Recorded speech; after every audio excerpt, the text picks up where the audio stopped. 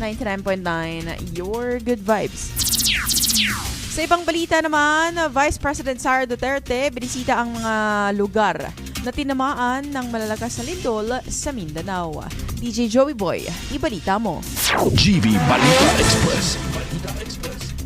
DJ Frankie, personal ngang binisita ni Vice President Sara Duterte nitong linggo ang mga komunidad na naapektuhan ng magnitude 7.8 na lindol sa Mindanao upang alamin ang kalagayan ng mga residente at tiyaking na ipararating ang kinakailangang tulong.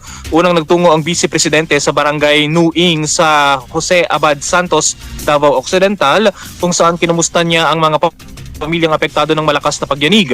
Ayon sa Office of the Vice President o OVP, namahagi rin siya ng ayuda sa mga residenteng naapektuhan ng sakuna.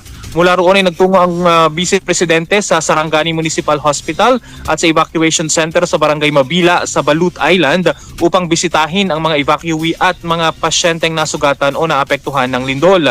Nagpunta rin ang Vice Presidente sa Glan 10th City Evacuation Site sa Sarangani kung saan naman nakipagpulong siya sa mga pamilyang pansamantalang nanirahan sa Evacuation Center.